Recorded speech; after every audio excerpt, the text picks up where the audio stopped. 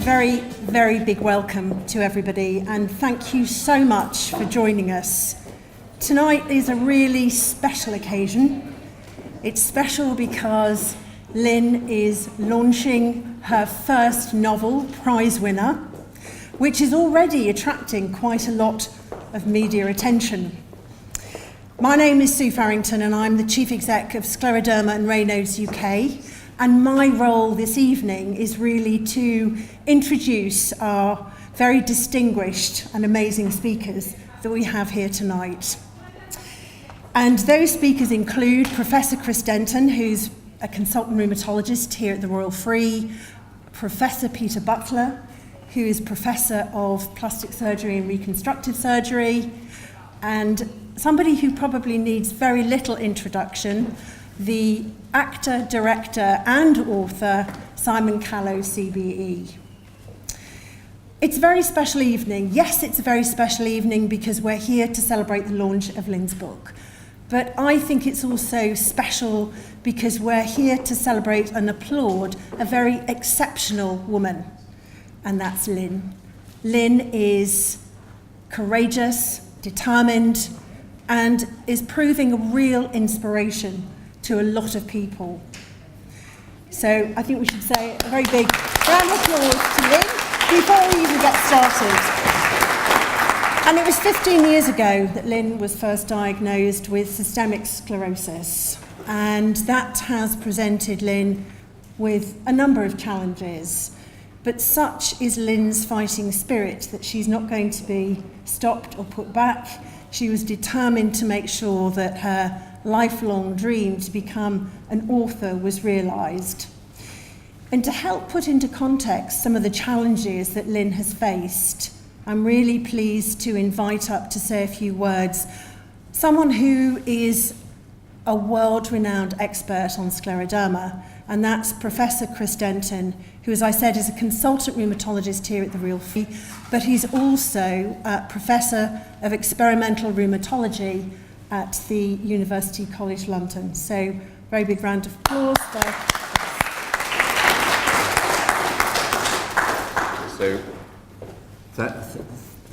Thank you, Sue, for that over-generous introduction. It's a real pleasure to be here. In fact, I wouldn't have missed it for anything. This is probably one of the most exciting things I've ever done that's been linked to my professional work in scleroderma. So I first came to the Royal Free in 1991 as a registrar, and I sort of on and off have stayed linked to the scleroderma unit, so for more than 25 years. Some 15 years ago, I met Lynn, and so just to put it into context, scleroderma is a rare disease. It affects 1 in 10,000 of the population. So around 8,000 patients with scleroderma in the United Kingdom. Just under 2,000 of them come to see us here at the Royal Free, and we advise their local specialists and we look after them. Within that family of scleroderma patients, some patients have quite mild disease and some have very severe scleroderma. And Lynn, 15 years ago when she presented, was very much at the most severe end of the spectrum. She had very severe scleroderma, and the sort of scleroderma that unfortunately in the past was often a lethal disease because it could affect the heart, the lungs, the kidneys. So with modern treatments we can do better than we used to be able to do, and Lynn battled through that early stage and really has moved on to live with scleroderma, having really proved almost the disease wrong and not succumb to it early on in its sort of course. And I think it's the last 5 or maybe 10 years, but definitely the last few years that I've really learnt what a strong personality Lynn has and how she's been able to battle with the ongoing challenges that scleroderma produces, not just on the outside but also on the inside. And I think it's a real testament to her own character and sort of fortitude and ability that she's gone on and having been one of the many people you meet in life who says they're going to write a book, she has actually written the book. And I think what is really amazing is the way she's been able to draw on her own experiences and really put together such a fabulous novel. So I think that's probably all I want to say, other than to say that I'm delighted to be here, and I think it's a real achievement again, and I really think perhaps we should again applaud Lynn for what she's been able to do.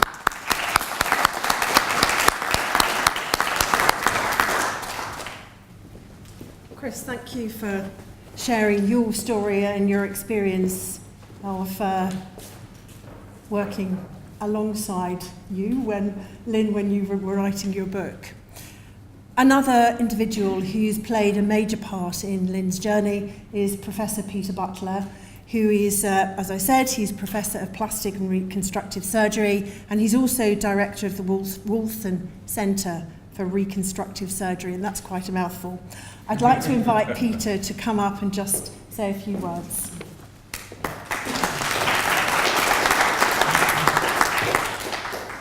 So thank you for inviting me, and thank you for Lynn to suggest that I do this.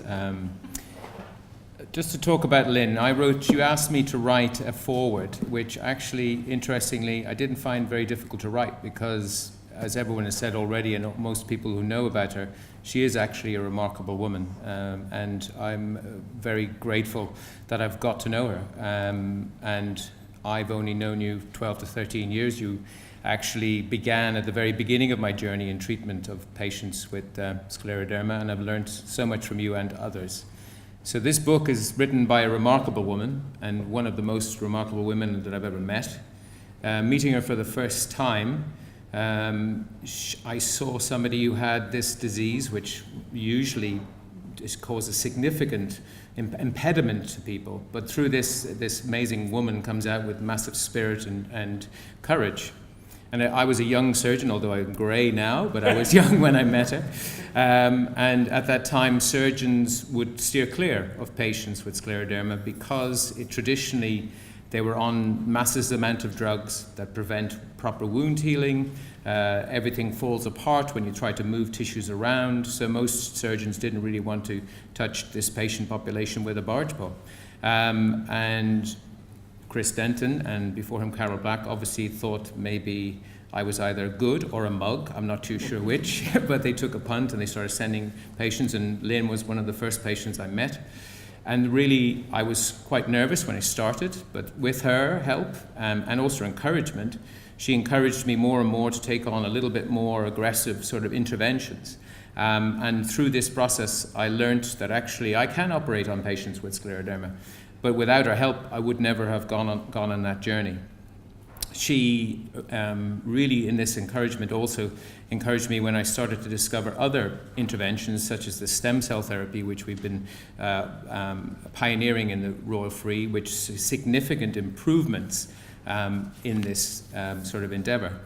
I was also very honoured that she agreed to be ambassador to the very large mouthful, the Charles Wolfson Centre for Reconstructive Surgery, which we set up here at the Royal Free.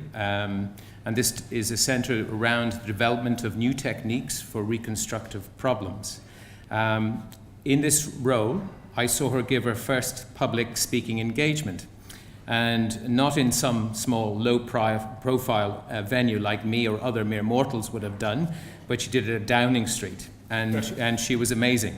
And this is how she approaches life, with amazing courage, tenacity, and talent. And through adversity that would quell a mere mortal, this amazing woman emerged, a true essential spirit, visible from the very first time that you meet her. Through this, she's written a wonderful novel based on her roots in South Africa. All this while supporting research and innovation that will help many patients as both ambassador, educator, and inspiration. Thank you, Lynn.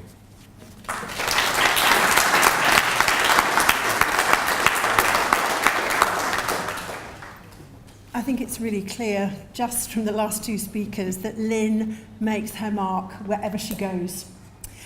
And the next person I'm going to ask to come and speak, Lynn, I think you met at one of those events where the Wolfson Centre was being launched. I'm really delighted that joining us this evening is actor and director Simon Callow, who is also a distinguished author in his own right. So he knows the challenges of perhaps writing that very first book, the challenges that it presents and what you need to do to overcome them. So please welcome Simon Callow.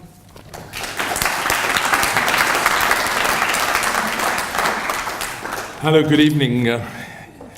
As everybody's made very clear, we're all here because of the will of one woman, the formidable willpower of Lynn, and discussed very briefly the book that she planned to write when we first met. And I said in the idle way that you do, oh, yes, send it to me when you've finished it, knowing that 98% of people don't actually write that book, but she wrote that book. And then she asked me if I'd write a foreword to the book, which I've done. And I'm going to read that now. I'm also going to read from the book itself a bit later, but I'd like to read this because it sort of sums it all up. I say in the foreword, the book you have in your hands needs no introduction from me. Start reading it and you won't stop till the last page. It's a romantic, highly charged story which sweeps you up into the drama of its hero and heroine. It's funny and touching and sexy and exotic and paints a very alarming picture of South Africa today. All of that you will find for yourself when you read the book. So why am I writing these words? Simple, because Lynn asked me to. If you ever meet Lynn, you'll discover pretty quickly that no is not a word that means a lot to her.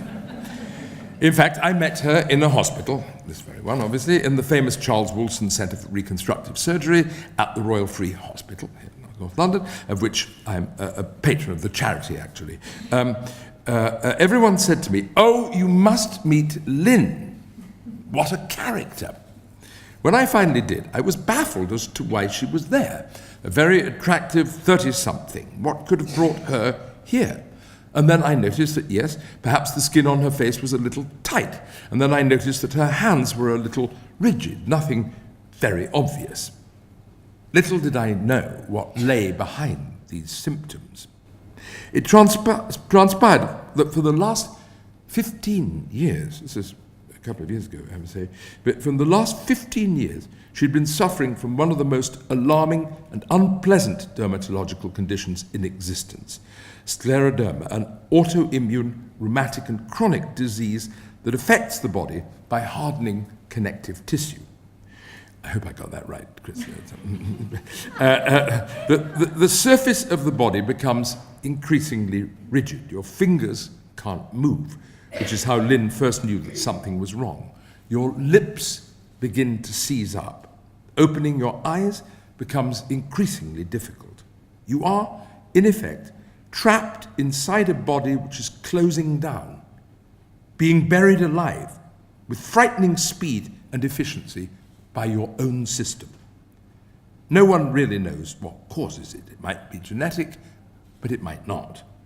And only recently has it been possible to arrest the symptoms, not to cure them, to arrest them. It's a long, slow, and exhausting process, both mentally and emotionally, a recipe for despair. But scleroderma reckoned without Lynn, never say no.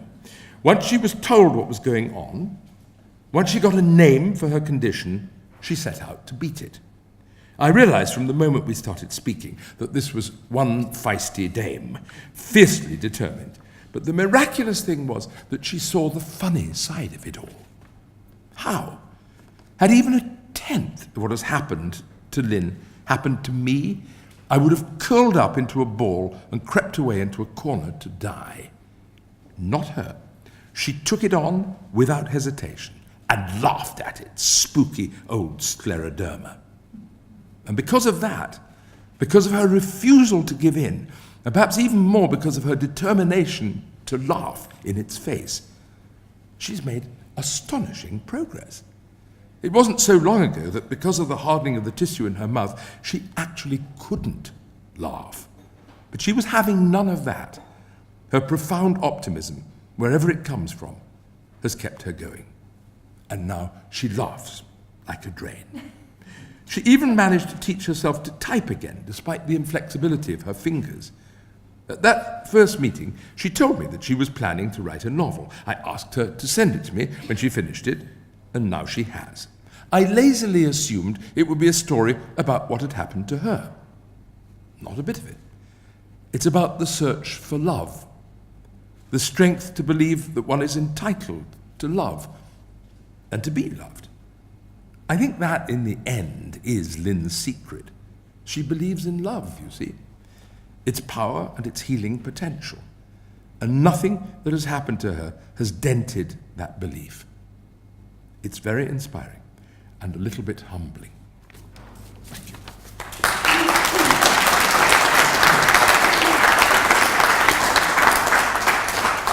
Thank you very much. I think now, after 4 people having spoken about Lynn, it is now Lynn's turn to speak for herself. I know in my conversations with Lynn that actually writing this novel for her has been a real journey of discovery. And so to tell us her story, please welcome Lynn Steblecki.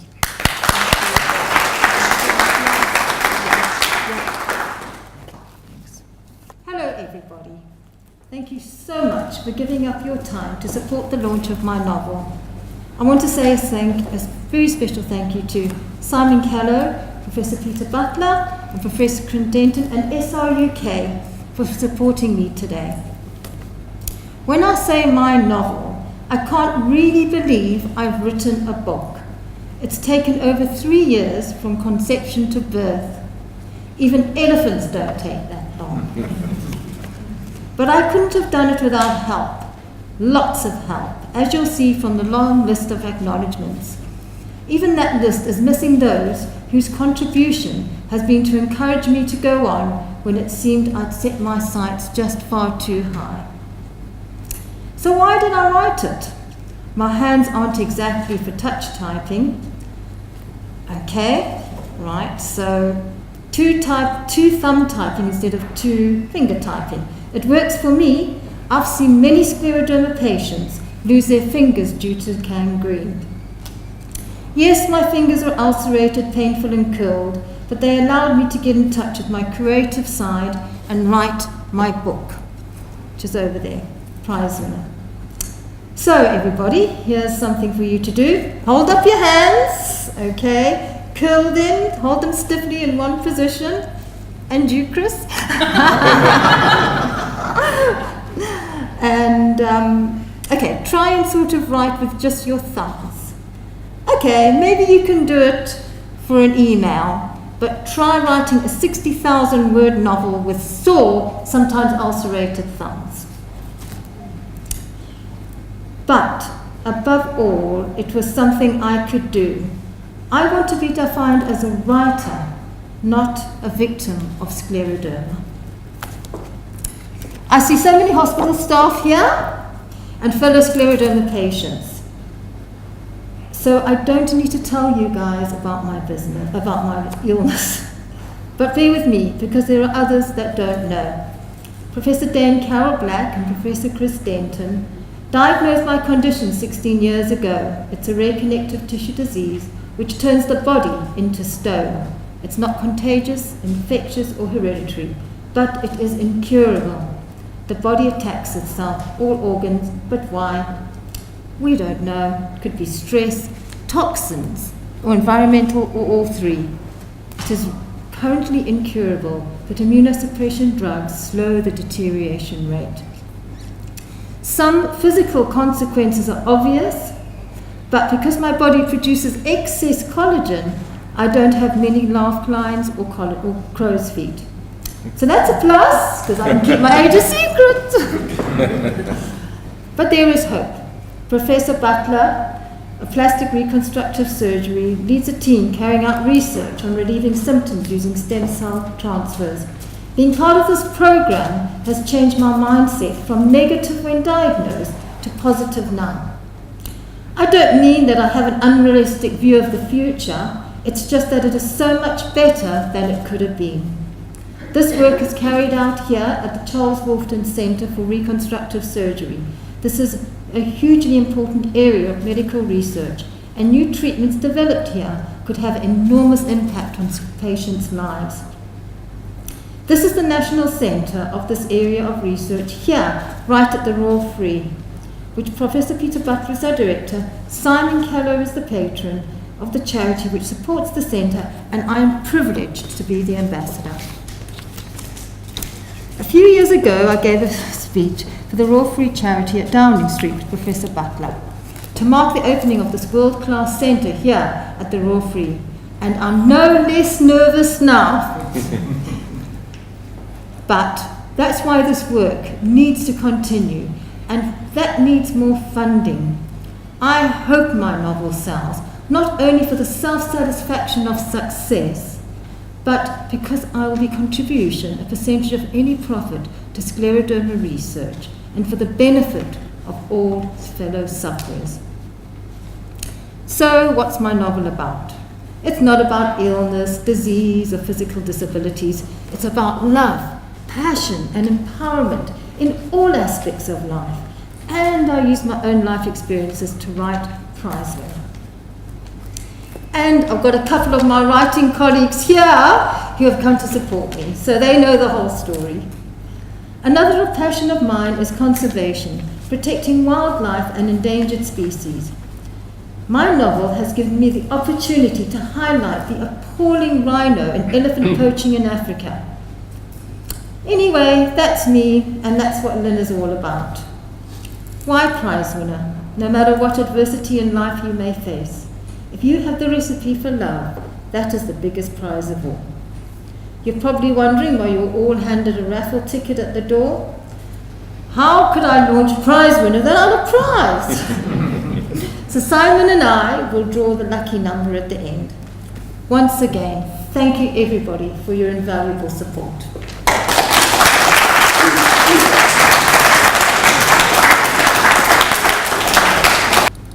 We now have a preview video. Trailer.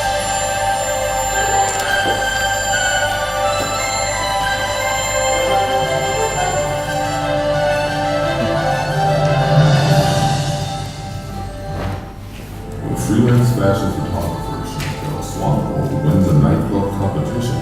She discovers it's a date with Stefano Rasmus, a South African swimmer training for the Olympics. One date turns into more, and he finds her on switch and she doesn't know how to turn it off.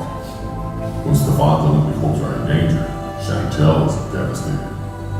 In an attempt to discover her own desires, she uncovers Stefan's deep secrets. Despite her fears, she remains prepared to risk all, and that risk will determine her fate. PRIZEWINNER, Danger and Passion on Safari, available now.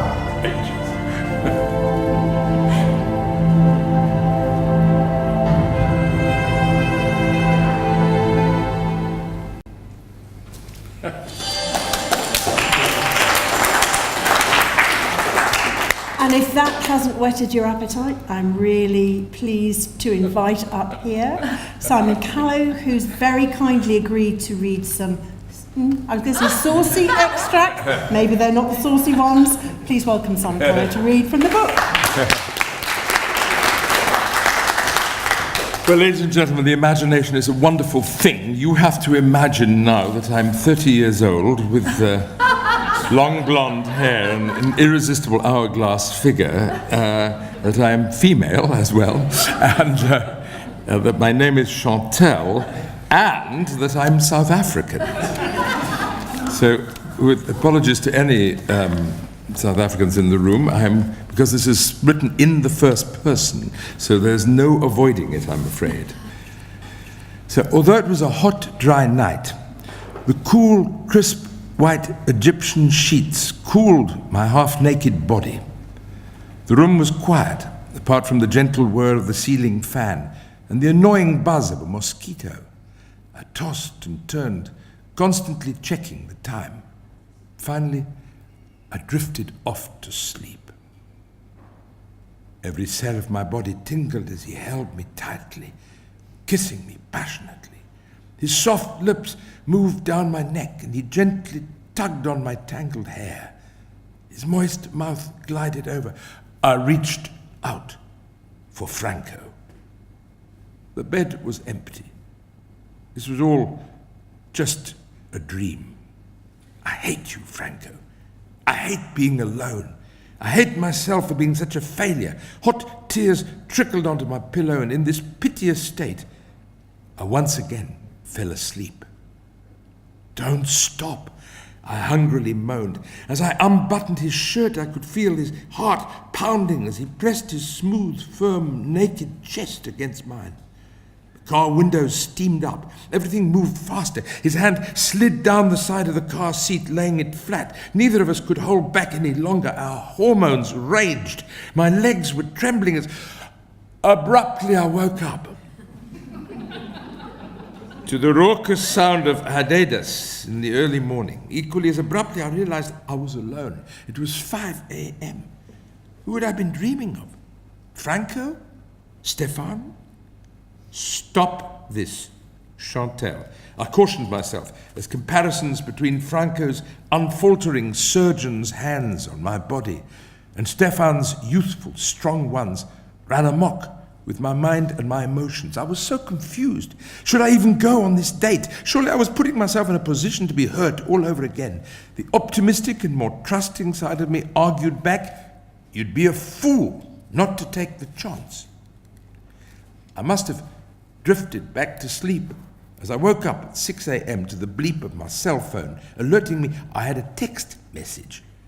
After rubbing the sleep from my half-open eyes, I fumbled over to pick up my phone and read, "Morning, Chantal. Hope you're able to make our breakfast date. If so, does 8 a.m. suit you? By the way, I have a surprise for you. Stefan." I was nervous, but curious to find out what the surprise was. An adrenaline rush of possibly seeing Stefan jump-started me into action. After an extra brushing of my teeth and a quick shower, I came to a halt. I had to make a decision whether to go or not and let Stefan know. I answered his text. I should be able to make 8, but won't be able to stay long. He immediately texted back. "Great, pity you're unable to stay for long. Any chance of twisting your arm? PTW, bring your camera. Meet you at the Michelangelo Hotel." That's where we leave that. That begins the whole relationship between the two of them. As you have concluded, it's a romance. Overlaying the roller coaster romance is excitement and adventure. I could have now chosen to read the part where Chantal and Stefan confront rhino poachers, but instead I'm going to do a different extract because it's what South Africa is now. Beautiful but dangerous. The relationship between Stefan and Chantal has developed, but Chantal has concerns about Stefan. He carries a gun. Why? We'll see. Our evening went far too quickly at the seafood restaurant. I was getting to know Stefan, who insisted again that he follow me as far as the mall, where he would head home in the opposite direction. I remembered my earlier journey following Adam and felt relieved to be heading towards Fourways again. Reassured that I was nearing my house, I sighed. However, not far from my home, fear gripped me as I stopped, as the robots turned red. A car seemed to come out of nowhere, and my head spun at the sound of screeching brakes. I was briefly blinded by the glaring headlights, then squinted to see if I recognized anyone. Who the hell was this? I didn't know these two dark men in the front seat of a Mazda.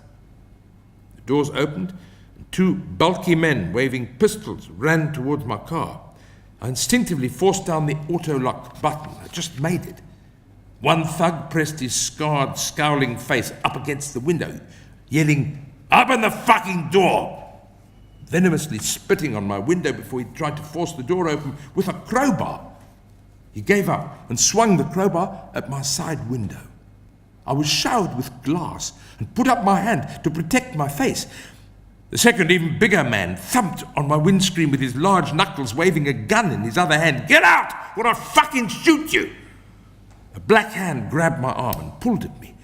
My dress rode up to my thighs, but I clung on to the steering wheel. I saw him look at my legs and just knew.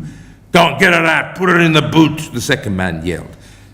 My scalp hurt as the first man moved his grip to my hair and tugged, trying to get me to crawl through the broken window. "Get out!" he hissed. His breath was foul, beer and vomit in equal parts. Panicking, I realized there was no escape, but I had to survive this. I remembered the advice from a lecture I once attended on how to survive a carjacking. Don't resist. Learn to surrender your car and not your life, were the words of the lecturer, which had stuck in my head.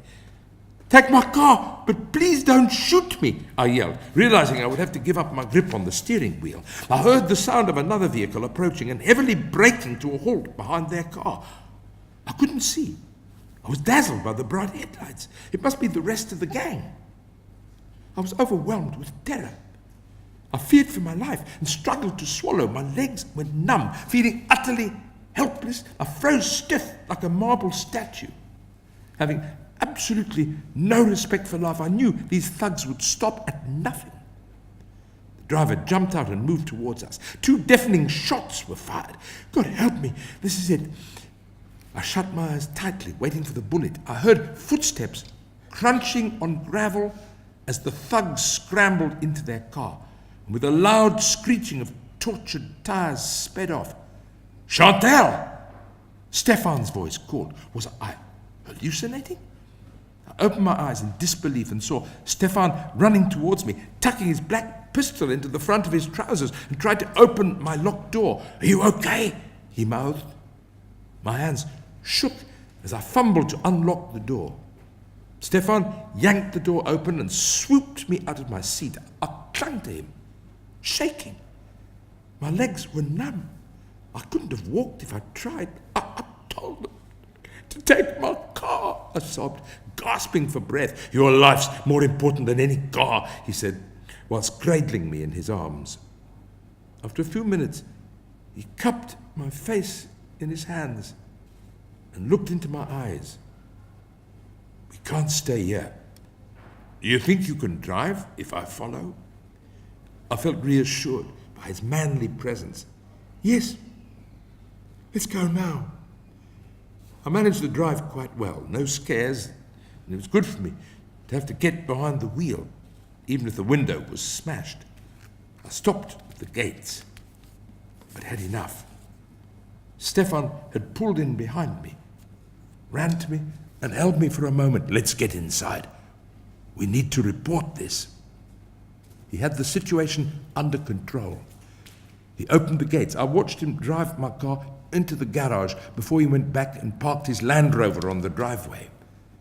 Stefan ensured the gates were locked.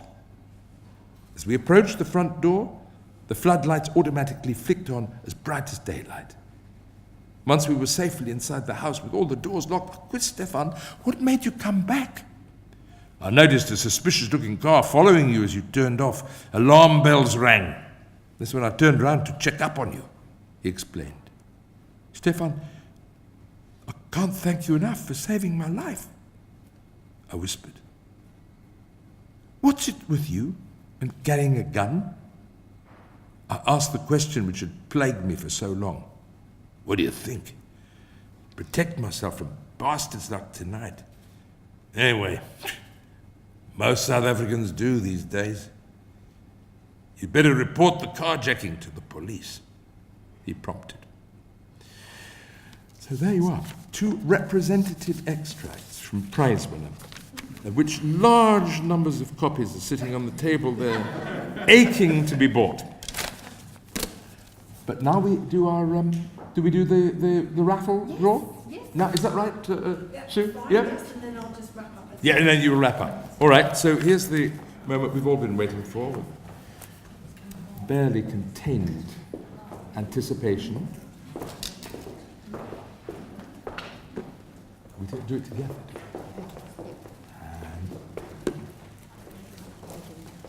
Yep. The winner, and what is it that they're winning? They're winning a Copy of the book. copy of the book and a bottle of South African wine. South African wine, no less.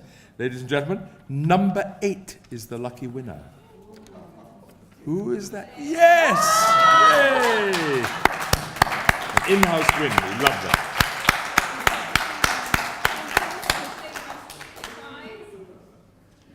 Where's the prize? Oh, that's right. There you are. Thank you. Oh, thank you. Would Come, you like to Russell. come up, please? From my writing class, Russell. Oh, wonderful.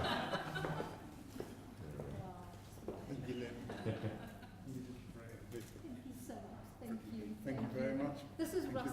Simon. Very pleased to meet you. Great pleasure to meet you too. Just excuse a jump in the middle there, would you mind?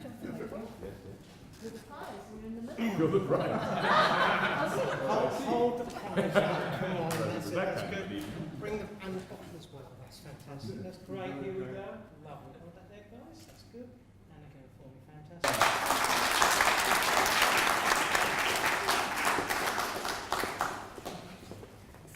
Simon, thank you for those incredible extracts. I don't know about anybody else, but I was there in the moment with you, both the passion and the danger. You kind of really chose two fantastic examples, and I defy anybody not to go over there and grab a copy. It just remains for me to say a really big thank you to our speakers this evening, to Professor Chris Denton, Professor Peter Butler, and to Simon Callow for your amazing reading. But there is one woman, and I know we've said it, and I'm going to repeat it again. You really are an exceptional woman. You are a true inspiration. And thank you so much for sharing your story and for giving this amazing novel to us. Thank you. Thank you so much. So the signing will happen over there, and there are some refreshments over at the back as well. I've got some. Before we go, I think we do hand over have to a you few now. gifts to give out. Firstly, we'd like to say thank you to Sue Farrington from the Scleroderma Society. And if you could come up, Sue, we'd like to.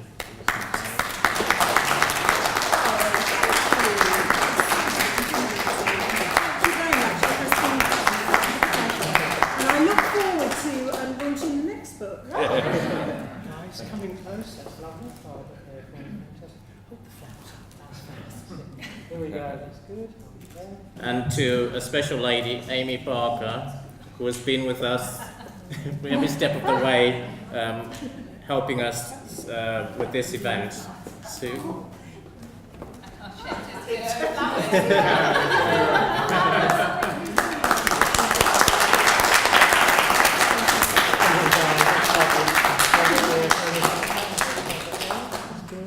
And again for me. Fantastic. And Simon, thank you so much. Thank you. Can't thank you Thank you enough. very much, Simon. If you could come.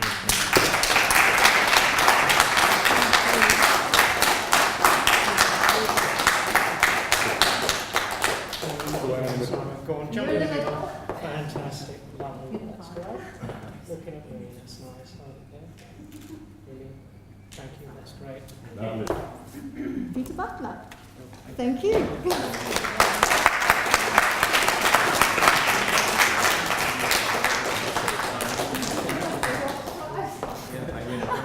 That's great. Lovely guys. Right there for me. Fantastic.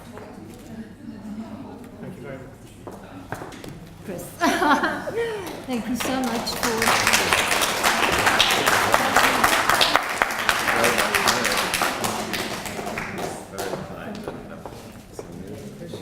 Jump in the middle there, that's great. Here we go.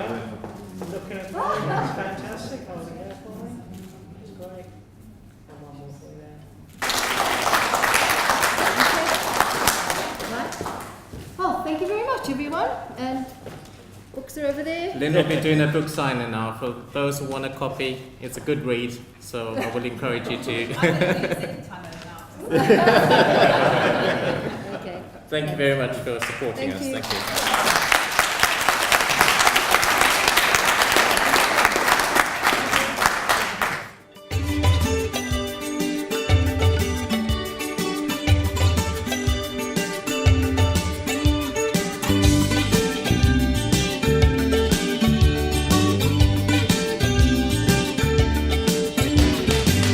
The world is full of strange behavior. Every man has to be his own savior. I know I can make it on my own if I try, but I'm searching for a great heart to stand me by underneath you.